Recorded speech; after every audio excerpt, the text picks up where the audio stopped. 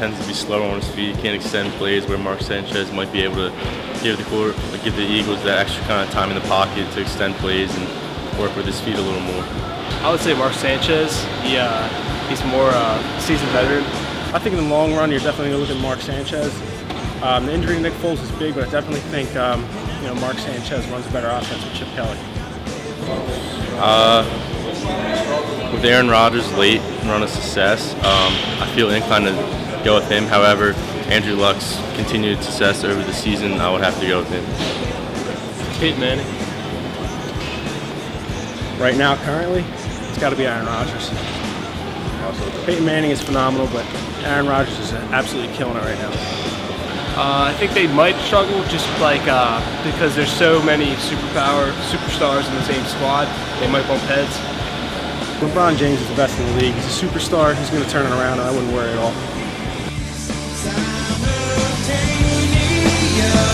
Hello, Westchester University. Welcome to an all-new episode of Ram Center. I'm Ashley Williams. And I'm Gabriel Smith. Ashley, I like your hair. Thank you. I decided to switch it up a little bit. I'm glad you noticed. Of course I noticed. But coming up in this show, we will have our Behind the Ram, Athlete of the Week, and Popular News and Sports segment. Gabe, but first, I think we should mention how good of a weekend the Golden Rams had. Good. I would say near perfect. Almost every team won every crucial game this weekend. Let's start off with the football team.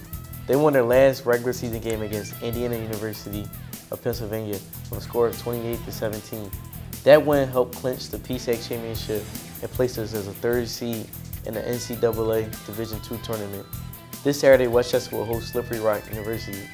Well, football wasn't the only team to win the PSAC championship. The women's field hockey team also took home the title. The Golden Rams shut out number 2 Millersville 3-0 Saturday afternoon. In addition to winning the PSAC championship, they earned a bye in the NCAA tournament. Junior back Christina Scherer was named the tournament's most valuable player after the championship game. Scherer registered 5 points in Friday's semifinal win and was instrumental in the back line of defense as the Golden Rams posted a pair of shutouts en route to the championship. The Westchester women's soccer team advanced to the Atlantic Region Championship following its 4-2 edge in a penalty kick shootout. Karen Vintney penalty kick attempt sailed wide right on California PA's 4th attempt, clinching a victory for the homestand in Westchester in the second round of the NCAA tournament. WCU will host West Virginia Wesleyan this Friday at Rockwell Field. Well, congrats to Kara and the soccer team on their big win. Our field reporter, Matt, got a chance to check out the diving team. Let's see how their season is going so far. Well, I'm bored. The Westchester diving team kicked the month off right with a win against Rowan University on the 1st of this month. Some standout players were, for the men's team, Christian Parker posted a winning score of 295.58 on the 1 meter board and 332.63 on the 3 meter board, all while hitting NCAA qualifying this month. For the women, Jamie Westwood was given a score of 219.23 and 232.35 on both boards, while Kaylin Beal placed second on both meets. The diving team's next match will be this weekend at the University of Pittsburgh Invitational, and they will be taking on Ursinus College right here at Hollinger Fieldhouse on December 5th. So come out and support the diving team in the next few weeks, as they are sure to excite with their championship run. I'll be getting on my first plane. Thanks, Matt. Brittany Szynski started her junior year off right with a career-high 27 points, as well as registering 9 rebounds and 7 assists to propel Westchester to its second win this season. The women's basketball squad received back-to-back wins in the 2-day Carol Ekman Memorial Tournament against Concordia and U Sciences. But unfortunately, there were some losses this weekend. The men's basketball team split their 2 games at the Joe Retton Classic, winning one against West Virginia Wesleyan and losing the other against Fairmount State. However, the Rams will be back in action this Wednesday against PSAC rival Millersville. This Wednesday, I definitely will be there at the first home basketball game of the season. How about you, Gabe? Y'all be front and center with my Ram gear on.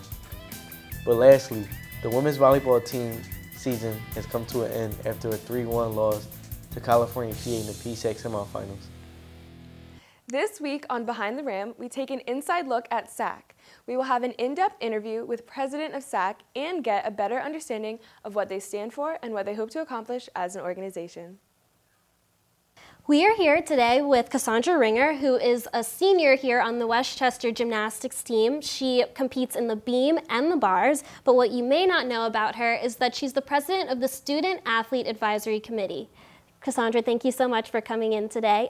Could you tell me a little about what is SAC and what you do as the president? So SAC is Student Athlete Advisory Committee here on campus, organization that we just support the student athletes and serve as communication between the administrators and the coaches here. And as I said before, you're a student athlete here on the gymnastics team. How important do you think that this organization is for the campus and for student athletes? I think it's very important just so that we as athletes have, our voice can be heard in the NCAA. So Make-A-Wish is the charity of SAC's choice. Can you tell me a little bit about how the charity was chosen and what you guys do to raise money? So SAC's, Division II SAC, the philanthropy organization is actually Make-A-Wish.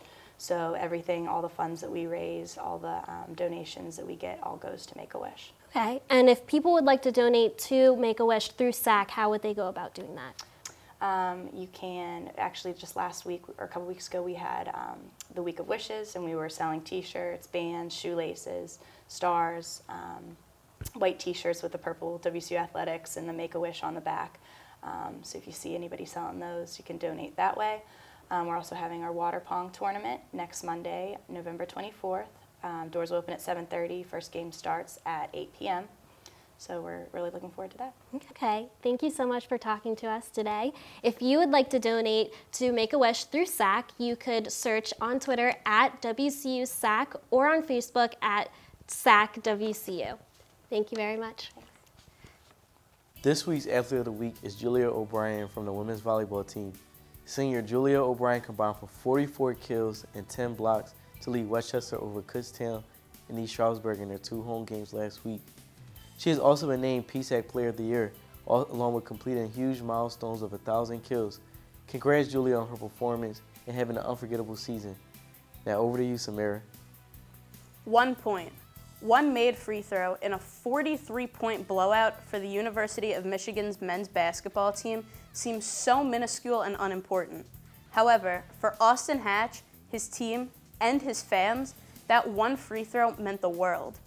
A 20-year-old, Austin Hatch has survived 2 plane crashes, one in 2003 killing his mother and 2 siblings, and one in 2011 which killed his father and stepmother.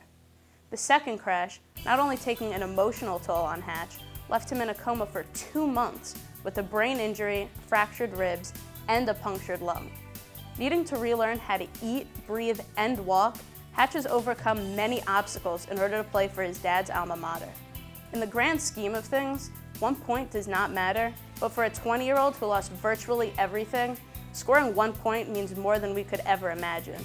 Saying in a post-game interview, "Obviously, it didn't win the game for us tonight, but after all that I've been through, it was a pretty special moment for a lot of people." In other news, a team that is generally viewed negatively among fans, the New England Patriots, have showed their softer side in October, honoring Leah Still, the daughter of defensive tackle Devin Still from the Cincinnati Bengals. After preseason, Still was released from the Bengals. However, due to Leah's sickness, he was re-signed to the practice squad in order to be able to use the NFL's health insurance to pay for her medical treatments. Leah, a 4-year-old with neuroblastoma, a form of pediatric cancer, was able to see her father in uniform at Gillette Stadium for the first time ever, despite the Bengals losing 43-17 against the Patriots. Patriots cheerleaders were dressed in Devin Still's jersey and revealed them during the 3rd quarter of the game. Patriots owner Robert Kraft donated $25,000 to the Cincinnati Children's Hospital Medical Center in Leah's name, and football fans all over the country have been donating to support to the cause. Still's jerseys are being sold for $100, with proceeds being donated to the hospital as well. Over $1 million have been likely to have been raised in the effort to support Devin Still and his daughter Leah. That's all I have this week for sports. Now back to the studio. Thanks, Samara. That's all we have for you in this week's episode of Ram Center. Thanks for tuning in. Be sure to follow us on Twitter and Instagram at WCU Ram Center. I'm Gabriel Smith. And I'm Ashley Williams. Stay golden, Rams.